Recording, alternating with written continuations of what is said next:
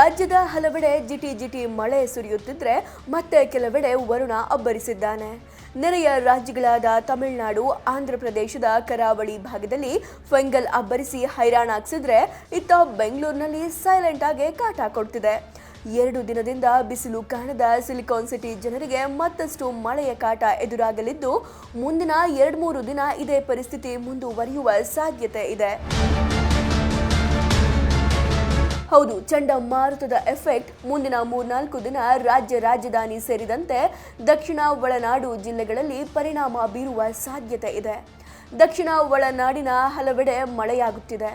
ಮುಂದುವರೆದು ಬೆಂಗಳೂರಿನಲ್ಲೂ ವರುಣನ ಕಾಟ ಆರಂಭವಾಗಿದೆ. ಬಿಟ್ಟು ಬಿಟ್ಟು ಜಿಟಿ ಜಿಟಿಯಾಗಿ ಸುರಿಯುತ್ತಿರುವ ಮಳೆರಾಯ ಇನ್ನೂ 2 ದಿನ ಕಾಟ ಕೊಡುವ ಸಾಧ್ಯತೆ ಇದೆ. ವಾರದ ಆರಂಭದ ದಿನವಾಗಿರೋ ಕಾರಣ ಮಳೆಯ ಎಫೆಕ್ಟ್ ನಗರದಲ್ಲಿ ಕೊಂಚ ಹೆಚ್ಚಾಗಿದೆ. ವಾಹನ ಸವಾರರು, ರಸ್ತೆ ಬದಿ ವ್ಯಾಪಾರಿಗಳಿಗೆ ಮಳೆಯಿಂದ ಸಂಕಷ್ಟ ಎದುರಿಸುವಂತಾಗಿದೆ. ಬೆಂಗಳೂರು ಸೇರಿದಂತೆ ಹಲವೆಡೆ ಉಷ್ಣಾಂಶ ಕೂಡ ತಗ್ಗಿದ್ದು, ಮೋಡ ಕವಿದ ವಾತಾವರಣ ಇದೆ.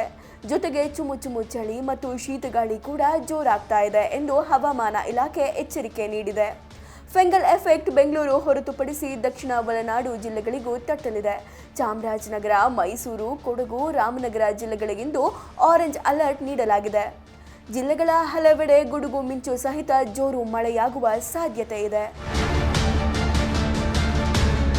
ಬೆಂಗಳೂರು ನಗರ, ಗ್ರಾಮಾಂತರ, ಕೋಲಾರ, ಮಂಡ್ಯ, ಹಾಸನ, ಚಿಕ್ಕಮಗಳೂರು ಜಿಲ್ಲೆಗೆ ಯೆಲ್ಲೋ ಅಲರ್ಟ್ ಘೋಷಣೆ ಮಾಡಲಾಗಿದೆ. ಉತ್ತರ ಒಳನಾಡಿನ ಮತ್ತು ಕರಾವಳಿ ಪ್ರದೇಶಗಳಲ್ಲೂ ಕೆಲವು ಕಡೆ ಸಾಧಾರಣ ಮಳೆಯಾಗುವ ಬಗ್ಗೆ ಹವಾಮಾನ ಇಲಾಖೆ ಮುನ್ಸೂಚನೆಯನ್ನ ನೀಡಿದೆ. ಒಟ್ಟಾರೆ ಬೆಂಗಳೂರಿಗೂ ಫಂಗಲ್ ಎಫೆಕ್ಟ್ ತಟ್ಟುತ್ತಿದ್ದು, ಮುಂದಿನ 2-3 ದಿನ ಇದೇ ಪರಿಸ್ಥಿತಿ ಮುಂದುವರಿಯಲಿದೆ ಎಂದು ಹವಾಮಾನ ಇಲಾಖೆ ಹೇಳಿದೆ.